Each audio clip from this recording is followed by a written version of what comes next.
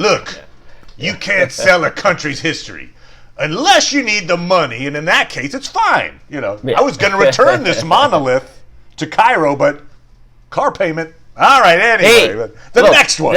Those are already stolen, okay? I was just stealing it again.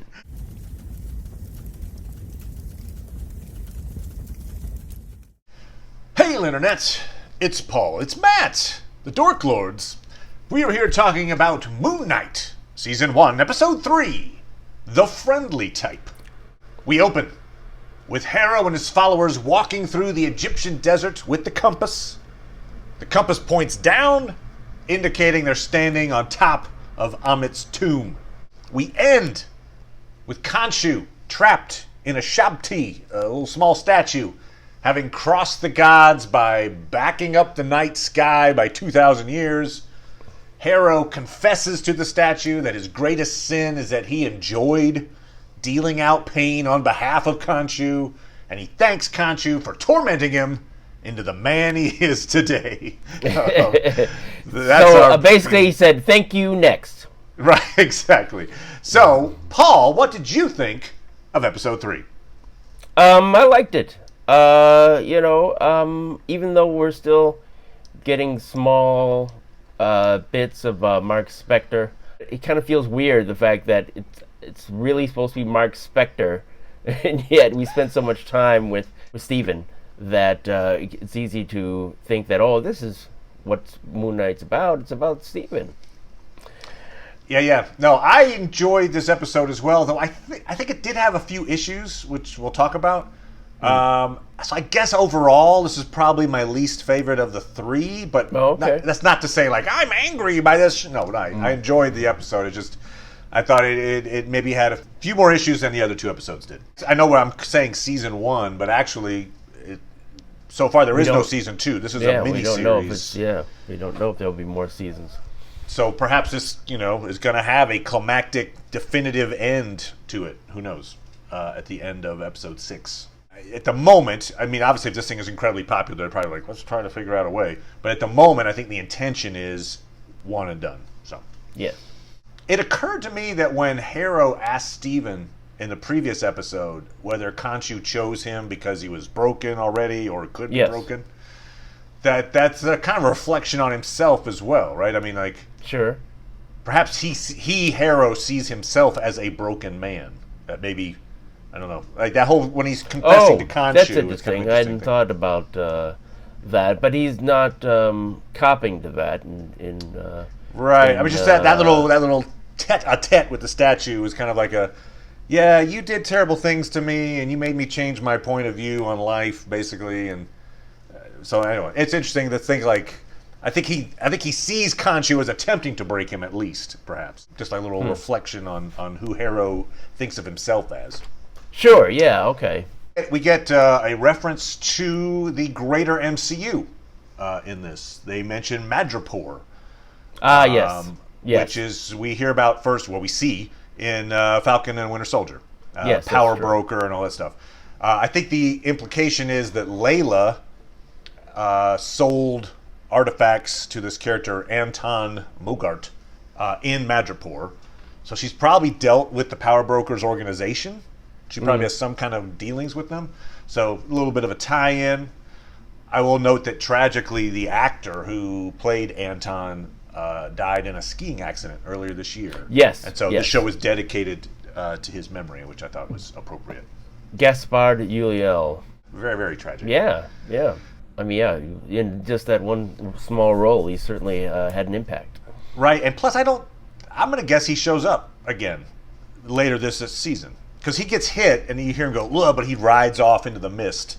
I feel like he's still going to be he's not the big boss, obviously, but he's going to be like minor threat somewhere else in the latter half of the season. Yeah. Or maybe he'll show up in flashback. Because they had, this thing that looked like they were jousting, essentially. Yes. And so I was like, what is this? So I'd looked it up. It's very difficult to look up, like, Egyptian jousting, blah, blah, blah, blah. Yes. But I finally found reference to, there's an Egyptian game. It's also kind of a race. It's a very that's called, I'll probably mispronounce it, but it's the Al-Mermah. So the Merma is it's a traditional Egyptian game, and they are obviously practicing for it. So that's what that's all about. Okay. So cool. Yeah, little cultural moment there for that they placed. Obviously, they wanted to have guys on horses with spears, but they found out a good way to do it. So I'm like, thumbs up. All right, well done. The showrunner for the show, Jeremy Slater, has some experience with Egyptian culture and things like that. So that's what he wanted to bring to the show. He wanted that to really be authentic, which is interesting. One thing that I've seen some people talk about with the show is that they didn't know why they cast Oscar Isaac, who is like Guatemalan and Cuban descent, I believe, in this role when it has such strong Egyptian ties. Somebody suggested the actor from Mr. Robot, but they haven't shown yet, and apparently they're going to show the strong Jewish heritage of Mark Spector. So it's a complicated thing they're doing here with this. Right. I feel like what they're saying is the character himself isn't Egyptian. Right. It's just he happens to be doing a lot of things in Egypt. Yeah, and one thing that, for some reason, I mean, we'll see if it spared the grief that they got with Iron Fist. Until I read about the whole thing about it, it's an interesting aspect. Apparently they are going to, show more about that in this story because it's part of Mark Spector heritage. But it's interesting that his father was a rabbi who had escaped the Holocaust. And, part of his awakening as a hero, Mark Spector clashed with a friend of the family who was also a rabbi, but was actually a Nazi. Like, we'll see exactly when Khonshu really became involved in Mark Spector's life, because at least according to Wikipedia, some aspects of the story have that beginning when he's younger. So he sort of influenced him when he was younger to become an Avenger, or not Avenger, but anyway, to become a hero. And so it seems like that's what they're going to do, is include that part of Mark Spector's origin.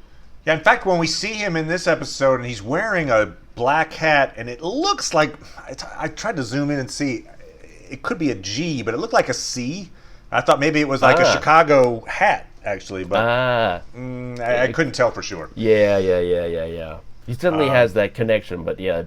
Since we live in Chicago... You're talking about that black baseball cap he was wearing? Yeah. Yeah, you don't see too many black Cubs hats. We find out a little bit more about Layla. We see her getting a forged passport in the beginning, and she's talking to one of her contacts who seems to know her very well, and her father, who is now, we know, is dead. So she steals relics and then returns them to their countries of origin. Yeah. A noble goal. But at the same time that she mentions, she also sells relics, probably in Madripoor, to pay the bills. So it's like, okay, well, that kind of undercuts your mission a little bit, right? Look, you can't sell a country's history unless you need the money, and in that case, it's fine. I was going to return this monolith to Cairo, but car payment. All right, anyway, the next one. Those are already stolen. Okay, I'm just stealing it again. Right. Yeah, it's a little self-serving rationality there, but okay, all right, so be it. The character that it seems like she's based on is Marlene Al-Raoun, daughter of Dr. Peter Al-Raoun. So, that's the character that was killed, that we saw the pictures in the, Interpol folders. Right. And she says she was last in Egypt 10 years ago. So we get the idea that we're not sure exactly when the dad was killed, but that might have been when he was killed. We see evidence, apparently, of the third personality we've been talking about.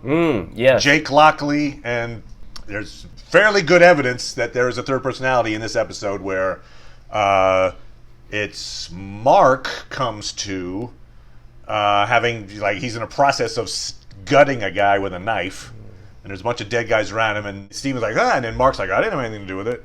And so neither one of them seems to know who just butchered a bunch of folks. Yeah, if he's like Jake Lockley in the comics, he'd be a taxi driver. But he's more like Travis Bickle here, you know. Travis Bickle, right, yeah. Yes, Bickle, thank you. Oh, thank you for saving me for those YouTube comments. That's right. And then there's obviously a nod to Jake Lockley, at least in that Mark wakes up in a cab. Now, not to say that he was Jake. He's not driving, thankfully. Yeah, apparently in that situation, Steven is just trying to get out of the country. Yes. Right? He's like, take me to the airport. The idea maybe that I can fly away, then you can't come back. On that note, though, we do see, and I'll talk about it here in a second, the trial scene, that these avatars can kind of just, doorways appear and they can step through and, you know, travel long distances in short periods of time when the gods allow it. So yeah, perhaps, they mentioned, what is it, the whatever dimension that they're existing in, the underpass or the overpass or whatever, and so that's what allowed them to, you know, that's where they're meeting. Okay, but I'm just saying maybe that's a way that Mark has been getting around the world quickly. I mean, is that just a one-off thing where, like, hey, when there's a trial, we got to do a thing, or is it like, oh, this, you can use this if you're working for a god? I don't know. Yeah, I mean, I would be surprised if that was the case because you're not seeing him use it consciously. Obviously, he's not going to be able to use it now because, as we've seen at the end of this, Khonshu is shut off from him, so he can't he can't summon the suit, he can't talk to Khonshu, and, you know, if there was a way to travel, you probably can't do that anymore. Yes. I realized this episode, and I feel a little silly, like I probably should have realized it earlier, given, you know, the name of the show. But it seems apparent that Mark/Steven can't summon the suit unless it's nighttime. I mean, they're not, you know, it just, anytime we see him fighting in the day, he's not like, whoop, suit, pop, pop, pop, pop. Oh, that's interesting. It's interesting to have that confirmed. One thing that, again, in my reading on the topic, in comics sometimes some writers have interpreted his different personalities as related to the phases of the moon. All right, so like a crescent moon personality would be different than a full moon personality, for instance. Yeah, so that's an interesting aspect there that they might decide to comment on. So if the suit is limited to nighttime, obviously that's a pretty severe limitation on the suit's effectiveness.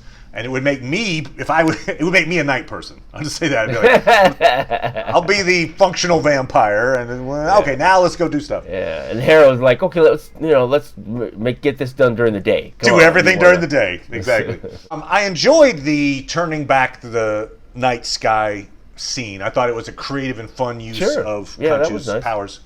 I would say that, you know, if Khonshu, he says, I remember every night sky, that maybe he could have, like, you know, had Steven draw it or something instead of, like, here's what I'm going to do for the entire Earth. I'm going to, like, just scare the hell out of everyone living on this planet. It's interesting that they, you know, had an app available to, you know, find the location of the sarcophagus or whatever. But, you know, there's no app to actually figure out what the old, you know, thousands of years ago, what the night sky is. There's no app for that. I haven't tested that, but I think there is, but that's right. It's like, you know, this app hasn't been updated in a while. Right. Was it necessary for the plot aside? It was a fun use of his powers, and so I was like, cool. Just like he does the eclipse. We can see, hey, the guy a god of the moon, these are the kind of things he can do. And so that was pretty cool. Now, the trial is probably my least favorite scene in Moon Knight so far. Okay. It didn't make me like really shake my fist. Well, because it was against your, you know, legal understanding, and you're like, what this is a terrible trial. I was a terrible advocate. Yes. I found myself kind of thinking like a few times. I think, as you're just alluding to, I think my main issue was how stupid the gods seemed. Like, and how apparently powerless they are. Like, we know that Harrow is doing everything that Khonshu is accusing him of. Yes. And he's doing it out in the open. I mean, he's leading a host through the desert. It's not just one guy. He's got this big group of followers. Yep. They've all got a tattoo of the scales on their arms. He's been openly planning to rescue Amit for years, probably. He's killed folks to get this compass, which is something that you could, hey, do you have this compass? Are you using it? Have you been out in the desert recently using this compass? And the gods seem to have no way to verify any of Harrow's statements. It's just, his argument is basically, hey, you believe this guy? This guy's crazy. That has nothing to do with whether Harrow is actually committing these deeds, which he is. So I feel but you would want to provide more evidence than that, I would think. Right, if that were the case. It's like, if you could be so challenged, then you would want to have somebody else who could say, I'm perfectly sane, and no, this guy is doing terrible things. I just feel like even a basic non-supernatural court, I think, could have found Harrow guilty of this. You would have found it more realistic if they had actually had some god of kangaroos or something. For this court. The kangaroo court, yes. If this trial was in the circuit court of Des Moines, Iowa, I think they'd find against it. Like, judgment, we find.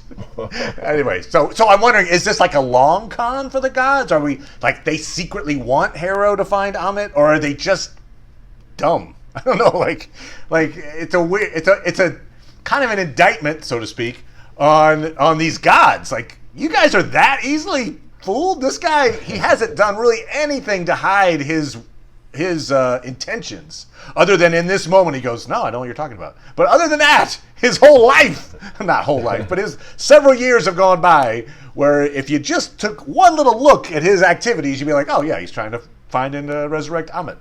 And they apparently don't. They don't care. Right over their heads. It's like, okay. I did want a little more from that scene. And I think there's a way to show it in that, one, really hype the fact that they're not trying not to be involved in things from fear. Right, they're kind of doing the Eternals route kind of thing. And, sometimes when you're an audience member, you overstate or over believe that other people see the same thing that we as an audience do. So, I believe at one point he said, like, oh, I'm just digging, like, oh, okay, not for that, for something else. It's like, certainly there's a lot to be digging up for. It's not like that's the only thing that's there. So, Well, and to be fair, Khonshu is as dumb as the rest of the gods. And that's like, if he just shut up and let Steven talk, he'd be like, oh, here's some things. Things I've personally witnessed in the last week, like that. They became so involved and curious about. Wait a minute, are you being abused? Right. It's like, wait, is that what this is about? Do you think I came here to, if you could blink, Mark, that'd be great. To tell us if or point on the Khonshu doll where he's hurt you. That would be great. That'll be that's trial number 2. We're going to do that later. For now, let's stay on target. Who gets custody of Mark and Steven, We do meet the avatar of Hathor. She is actually typically depicted as a cow. So I'm interested if we actually get to meet the goddess, if we have like cow talking to giant stork thing, whatever. She seems to have had a relationship with Khonshu. I'm getting the idea that as god and goddess, not the avatars, but the gods themselves. Right, yeah. Harrow strongly implies that Mark killed Layla's dad. Yes. Like right out in front of both of them. And then Mark's denying it, but Layla knows he's keeping a secret at the very least. Suspects something. He mentions... Yeah, and there when he was talking to her, he was saying, or at least I think in this episode anyway, he was saying how he was able to keep it under control with his merciless personalities, which suggests that it's for a long time, not merely after he was resurrected. Right. But also that suggests to me, he says something like he had Steven in check until recently. I don't know if it works in the timeline, but maybe the act of, if he indeed killed Layla's dad, maybe that was the trigger for him to lose control. I don't know. One thing I'm curious about, too, is one thing that, again, we haven't seen this Lockley character at all. Right. But another character that was involved in the death of Layla's father, at least in the comics anyway, and there it's another character, but still, is Bushman. So Mark wasn't the actual person who killed. He sort of lashed out at Bushman. So I'm wondering if that's not a violent personality that, they might just get rid of the Bushman character entirely, and that maybe it was this third personality, maybe Lockley or whatever, who is responsible for the death, and not Mark, and certainly not Steven. Gotcha. Yeah, it wouldn't be Steven. I could see Mark having done it. He is holding back something about that event. Right. And if it was just like, oh, I didn't have any conscious notion of it, and it just so happened that this Jake Lockley character did it, I think he'd be less secretive about it than he is being. Maybe, but then it's like, I forgot to tell you, I've got this other personality. Yeah. Kills people. Right. He killed your dad, not me. It was him. It was. Let me tell you, I am so mad at him.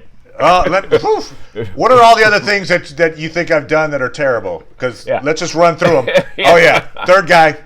Yeah. That was Jake. Oh man, I would ask Jake, please take out the garbage. Please take out the garbage. Jake, no, he wouldn't do it. No. In fact, Jake would tell me he'd done it, so I'd be like, "Oh, check it off my list." Yep. Damn you, Jake. I do think they're going with the idea that there will be a third personality that comes through. I mean, I suppose the other way you would interpret both Mark and Steven are like, I didn't kill these guys. So either it's a third personality, or I would say Mark is lying, or Khonshu is taken over, but that doesn't really track with what we've been seeing. So I don't think that's Khonshu. So it makes the most sense that they're talking about the third personality that appears in the comics. The mission to find the sarcophagus that's got the star chart in it, then we interpret the star chart, then we move the night sky back 2,000 years. Seems like there were easier ways to accomplish, like how to figure out where Amit is buried. Again, Harrow is not being secretive. He's showing up in town a lot. He's got his followers all over the place. He actively seeks out Mark a couple of times. Feels like you could follow him. You could infiltrate his followers in some way. You could put a tracker on. I don't know. There's a lot of ways you could just, Harrow is going to this tomb and with a bunch of followers, find a way to track one of them and then find the tomb. That's probably what I would think first before I'd be like, what I would do. Let's try this. But you don't know, I mean, he tries to get some of the followers to talk to him, and they don't. That's true. They die rather than talk to him. Well, then, but that's the interrogation route. I was thinking more subtle, I don't have to talk to you. I just got to know where you go, so... Well, he's got a lot of followers, so as soon as somebody sees him, it's like, okay, could you surround him and keep him in place, or keep him active killing you while we get away? That was a funny moment. Darkly funny, but the bit where the Khonshu's like, put him on the edge. Yes, he'll talk, and then the guy's like, for Amit, chwa! And then, I thought he talked. Yeah, yes, that was darkly comic. Yeah, I like too the look of him in the daylight. I don't know. There's something kind of cool about seeing Khonshu hanging out in the daylight. Oh, with his no neck head. Yeah, always, obviously it's the same character that we see at night, but somehow in the daylight he looks different, but still cool. I don't know. There's something interesting about the look I like. Interesting. Yeah, the trial scene I just wasn't that thrilled with, but again, maybe there's an end game to that's going to come back around and be like, I see what they were doing. They had ulterior motives, but just on its face, I think it's I don't think that's the case. I think really it's just a matter of how divorced they are from, they're just so cut off from things. It's sort of like, we don't believe that's really going to happen. We don't believe someone's really going to do that.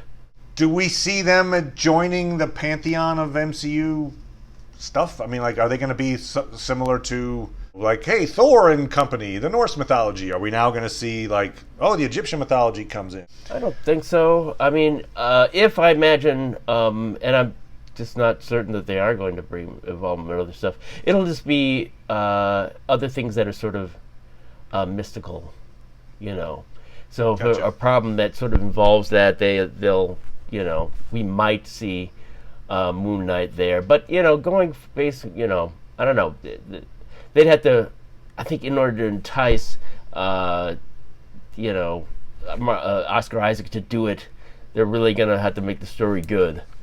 Yeah, and I mean, I just saw before we started talking that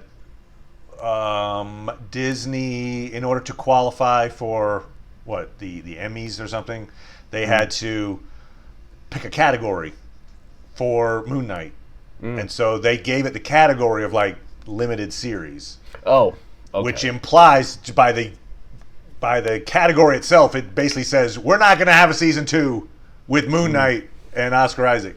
So whether they're, you know, maybe you could just a year from now change your mind. Oh, actually, we'd like a season 2. Could. You know, so They certainly could. Yeah. I enjoyed this episode. Oscar Isaac is still doing a great job playing these multiple parts.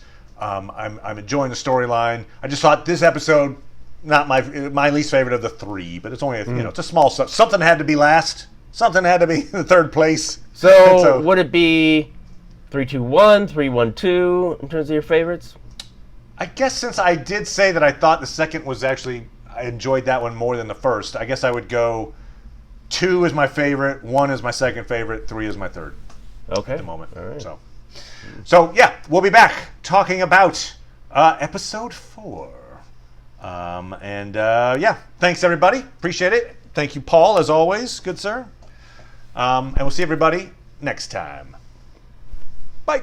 Bye.